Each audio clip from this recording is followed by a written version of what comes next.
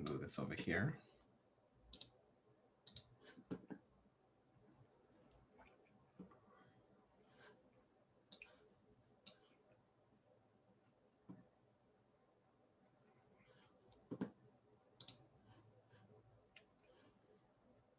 Cool. All right. Bring up my chat. Okay.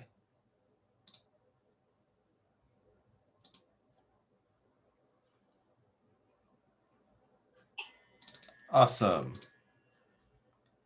Module number 8. This is actually our last lecture. Believe it or not, we are at the last lecture. I am bringing up my notes. In the meantime, make sure to do the Do I Know This? Of course.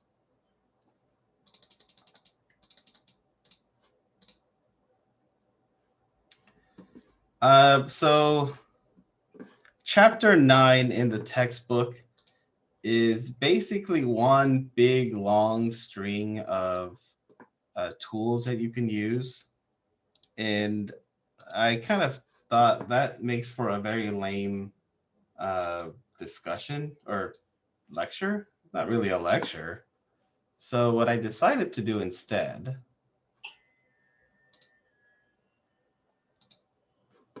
was to give you a list of tools. Now, these tools, of course, are not at all in any way, shape, or form comprehensive, because there are so many that you could use. But these are the ones that are mentioned in the book. A lot of these you've worked with already, whether, not getting sound, no, okay, getting sound, okay, good.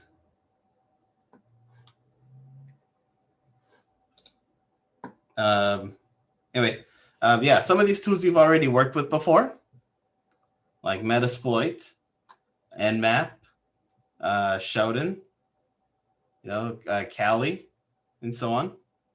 So there are some that you've already used and some that you may not have. My honest suggestion is find the tools that you like, find tools that you find useful and focus on using them well. Because one of the odd things about Kali is that it's loaded with tools, but it's a lot of the tools you may not even touch because either you're not exposed to them or you really just don't need them. Like when I normally work on something in the cloud, I'll just install Debian or create a Debian image, install only the tools I need and get to work, rather than getting the whole meta package and doing all of that work. Because it might be just a bunch of tools that I'm not even going to use, so I'm just wasting time downloading and installing.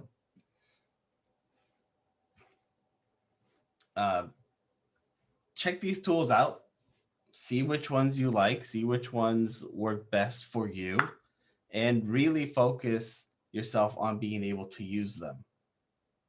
Because it's not good having a bunch of tools if you can't use them.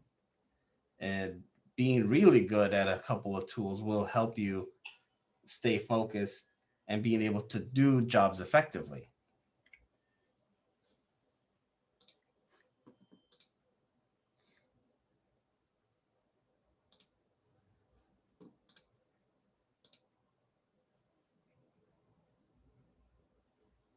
That we can move on to the last chapter, chapter 10,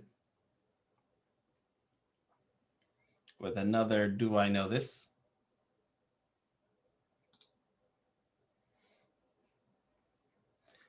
The post-engagement activities.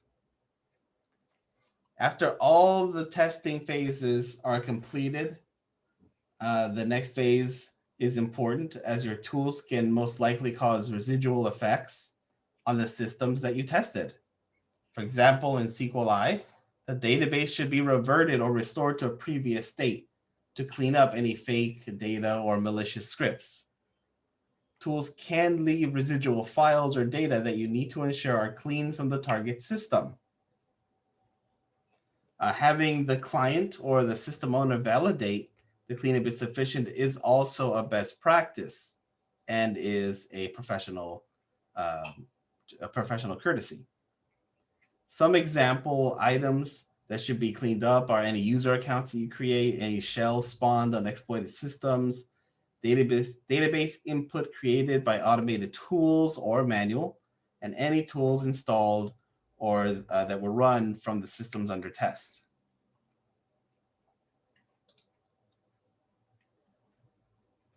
Your pen test report is important as it is the final deliverable. It is what you are paid to produce as a result of your pen testing efforts. You should always create a report, even if you're conducting an internal only evaluation for your company or organization or whatever. This report serves purposes like proof of the completed work, evidence of your efforts your company has made to identify any security issues with the environment. You want to be able to prove your due diligence to test and secure your company's environment, and that is achieved through a report. If you're a third-party pen tester hired to perform a test for a customer, that report is your final deliverable, your proof of the work performed and the findings that came from your effort. You want it to be detailed so that the customer can begin addressing the findings. If a customer finds a false positive in your report, that can cost a lot of time and money and could jeopardize your future work with your client. So be sure that the things you find are true. Be sure that you don't have any false positives, and definitely have your report created. Speaking of report, since it is very important, knowing your audience is chief in the aspects for writing your report. If you write a report that is only highly technical for highly technical audiences, then it's not, and you deliver it to a group who's not technical, that report will not show its value and the hard work will go unnoticed. A clearly written executive summary is important because it breaks down the technical findings into summary explanations and provides enough information that all technical levels can understand the result and see the value in the deliverable. Though the technical details will be covered in other sections, it's important to consider not only who you are delivering the report to, but also who they will be passing it along to.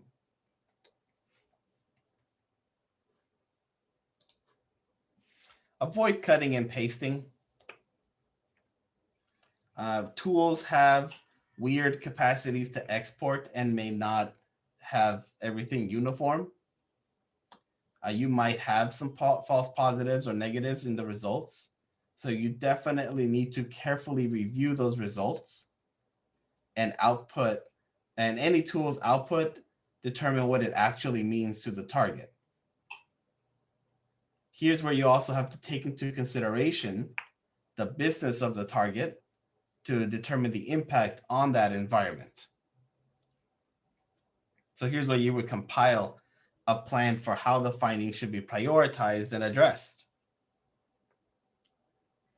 As I kind of mentioned, you have to relate your findings to the environment.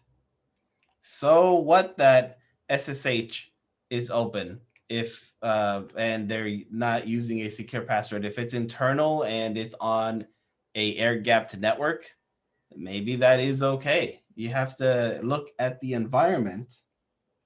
You have to look at the environment. You have to look at your reports and be able to indicate the risks and also look at how things are being used. Because there may be something that they're doing that's horrible, but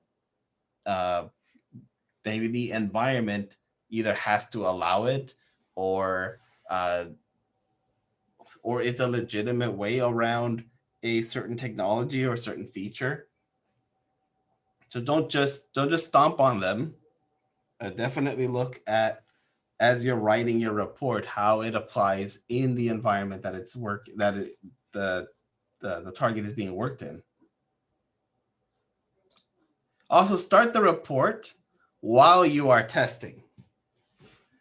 The most accurate and comprehensive way to compile a report is to start collecting and organizing your results while you are testing. During that phase, you'll come across findings that you'll need to document, to take screenshots or video of the tools used, your steps, and your outcome.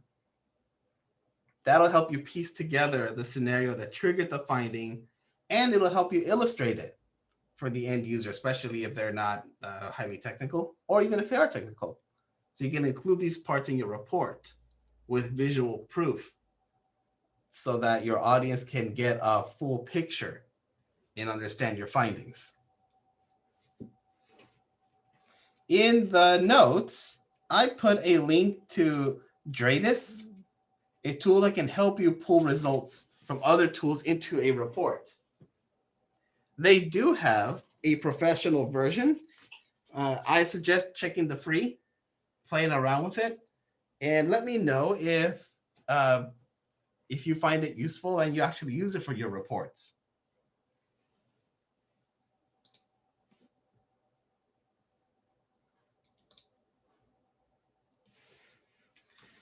Your common report elements.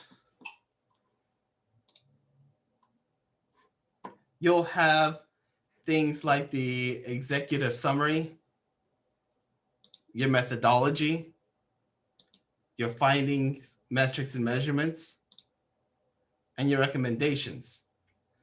In the notes, I gave you a great reference for all aspects of the pen testing process out of PCI DSS. So check that out. It's a PDF from 2015, but it's a great reporting guideline and a starting point to building your report template.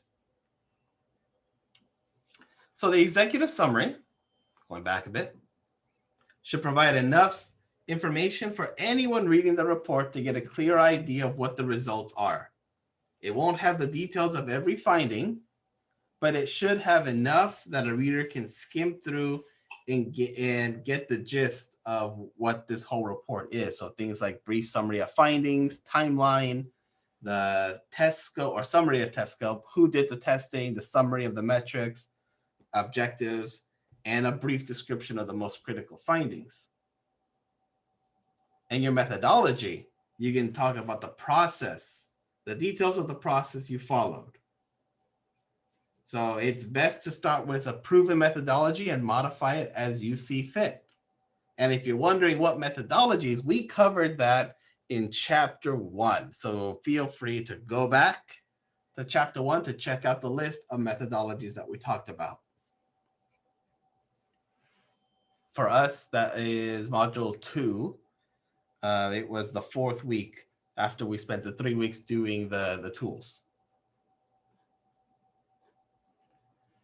Defining metrics and measurements will provide data to show the value of your effort by making the information important in your presentation to management. Using standards like CVSS can increase the value of your report. Definitely use something that is common. And you're finding recommendations for remediation. This is the meat of the report. The information provided here is what will be used to move forward with remediation and mitigation of the issues found in the environment being tested. This section should provide all the technical details necessary that teams like IT, InfoSec, and DevOps need to address the issues found in the testing phase. Again, keeping in mind your audience. So in the executive summary, you don't want to get overtly technical. You definitely want to show your professionalism so that anyone who's reading this can understand. But by the time you hit the recommendations for remediation, now we're talking technical. Now we can have that detailed information.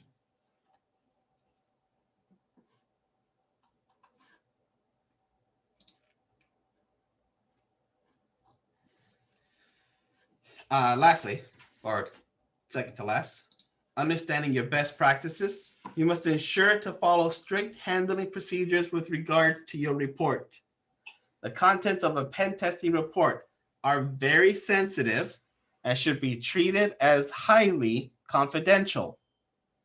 If the engagement involved a Department of Defense owned system, the contents of the report could call under international traffic in arms regulations, and mishandling of the report could result in millions of dollars in fine and or imprisonment. These reports are no joke. The classification of a report's content is driven by the organization that the pen test has been performed on and its policies on classification. In some cases, the report is considered top secret. However, as a rule of thumb, you should always consider report contents as highly classified and distribute them on a need-to-know basis only. So keep that in mind. Your report, your deliverable, the whole proof that this is why you should get paid to do what you do, is normally considered top secret and should be dealt with in that way. There are two ways to distribute your report, as a hard copy or electronically. When meeting with your stakeholders, they're going to want a hard copy in front of them as you walk through the readout of the findings, which should, again, be handled with care. I have a list of some best practices. As always, feel free to add more, remove as needed, depending on your engagement. Produce a limited number of copies. Define the distribution list in the scope of work. So who's going to get this? Label each copy with a specific ID or number that is tied to the person it is distributed to. So in case of a leak, you can follow. Label each copy with the name of the person it is distributed to. Keep a log of each hard copy, including who it was distributed to and the date of distribution.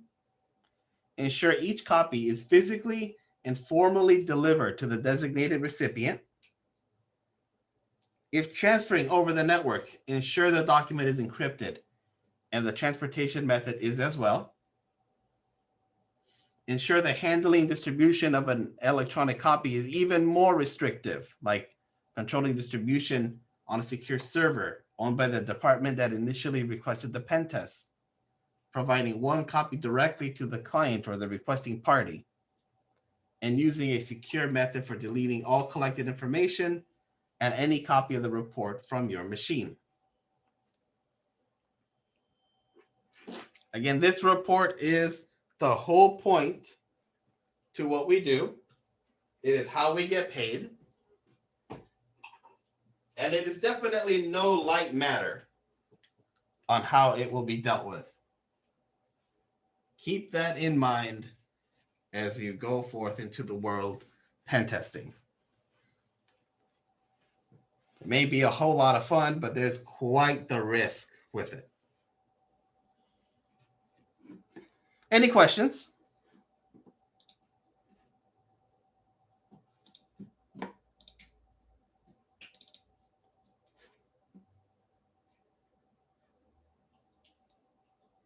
Okay. Now let me stop this and start a new share. What's this one? There we go. And I'll move these files over here. It's going to get erased. Excellent.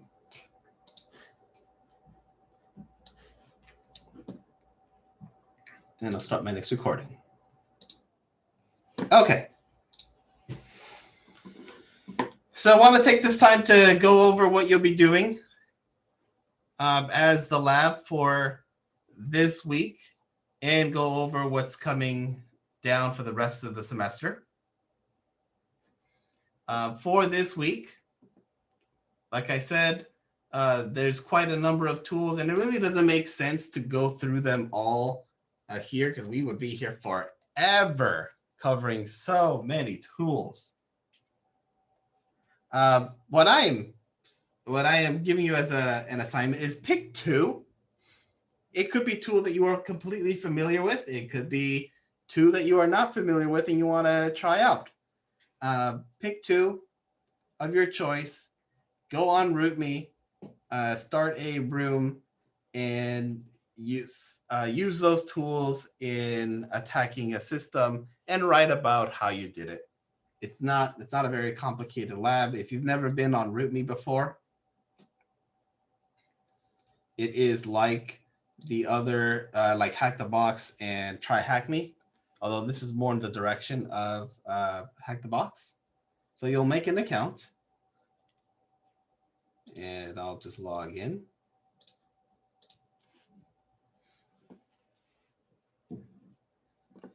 What you'll do is you'll go to CTF all the day, and then you see there are 40 available rooms. So you can pick any of these rooms that you want.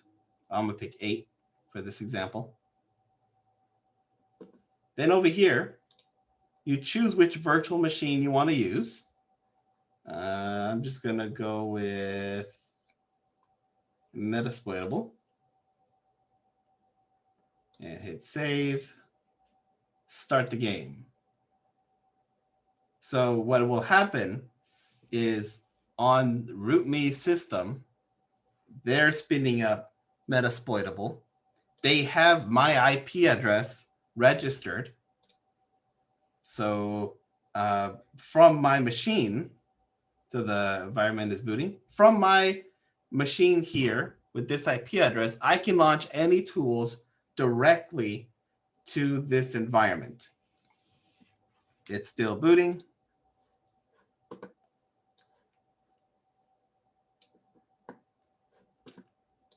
Take a little bit. The flag is stored in a file called /password. That's what you would, when you find that is what you would put in here. Oh, so the system is up now. This is the where the VM is. So if you at home ping this right now, it's not going to work because your IP address was not registered to play. It registers when you log on to the site and you vote on what VM and you start the game, then it saves your IP address. I can ping it from here. You should not be able to ping this, the ctf08.root-me.org. So because my IP address is registered, I can ping it. I can launch Nmap. I can do a Nessus scan. I can do anything and everything from here. So if you're planning on using a cloud VM or you're planning to use a local VM, make sure that you go to the RootMe site through it and make sure you have an account, go through this process of selecting the game and going for it. So yeah, pick any room, pick any VM, pick at least 2 tools, knock yourself out, and you write about what you did. And when you're all done, you can put the flag in here, and then it'll say you completed, or you can hit leave game. It does have a countdown. So once that expires, then you'll have to restart again. It's very straightforward once you know what to do. If you're stuck at any point, please feel free to ask in Discord.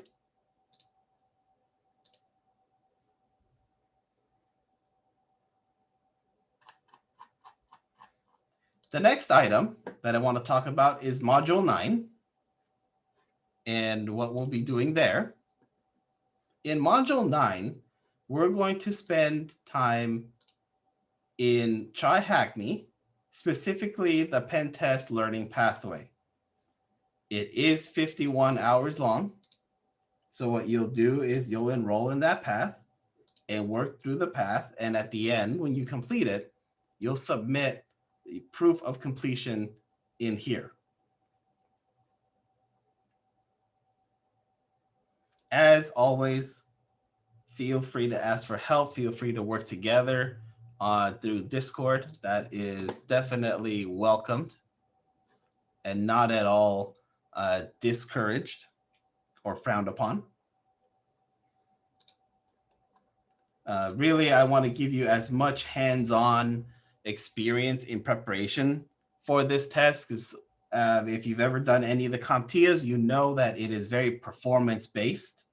You know that it requires a lot of hands-on knowledge to understand the questions that they throw at you, which is why this class has been filled with lots of hands-on labs and very little lecture, so that you have more time with building dexterity, building that hands-on experience. So after completing the module 8 assignment and the test, you'll have this to work through and complete. While that is going on, there is 2 final items. Well, a few, but so there is the Pacific Hackers and OWASP that you should submit by the time the semester ends. No, going to the meet. There's a meeting this weekend, if I'm not mistaken, about PII and AI, I think. I saw the email earlier. There's a meeting for Pacific Hackers, so make sure you attend that. Make sure you're attending OWASP as well. There's the final project. As a whole class, we're going to build a CTF. You participated in NCL. You now know what a CTF looks like. So as a class, you'll be building one. So this is where you really need to converse with each other on Discord to figure out who's going to do what kind of questions you want to make, and all that. The submission that you'll put in here is what questions you worked on, with a guide on how to answer the questions you made. In the coming days, I will create a CTF platform for you to log in and start adding stuff into. So then all that you do is you make the question, you provide the answer and how someone could solve your question, and that file is what you submit here. Lastly, you have the final exam, which is available until that hard stop due date of December 16, 11:59 p.m., which is true for all assignments. That is the due until date. So we are a little over a month away from the end of the class. And I want to give you plenty of time because I want you to succeed and I want you to pass the Pen Test Plus. So I want to give you that time to complete your assignments if you are behind, finish the Try Hack Me path, submit your work for the final project, making the CTF and completing your final exam, and hopefully you sign up to take and pass the Pen Test Plus. Are there any questions?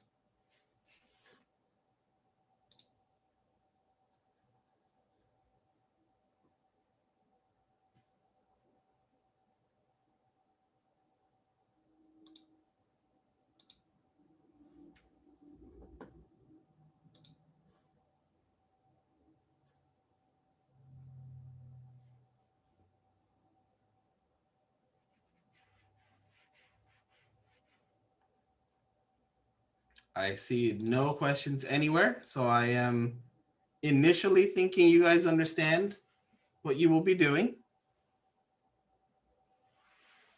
But please, please, please feel free to ask away in Discord. I will regularly check in with you to see your progress on both Try Hack Me and the CTF. And like I said, in a few days, I'll let you know what the site is for you to start inputting your questions. So you can start thinking about what kind of CTF questions do you want to make. If packet analysis was a thing that you liked, then you can create a VM and start capturing packets on Wireshark.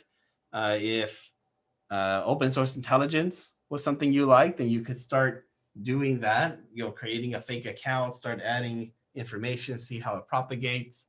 If you liked reverse engineering, you could write a program, turn it into a binary, and see how someone could reverse it.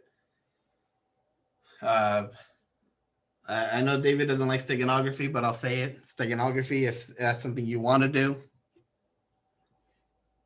So on and so forth. You find what you want to do, and together we'll work to create the CTF.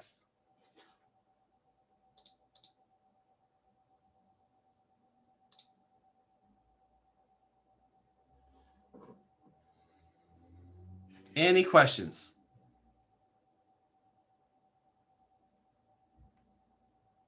Okie dokie.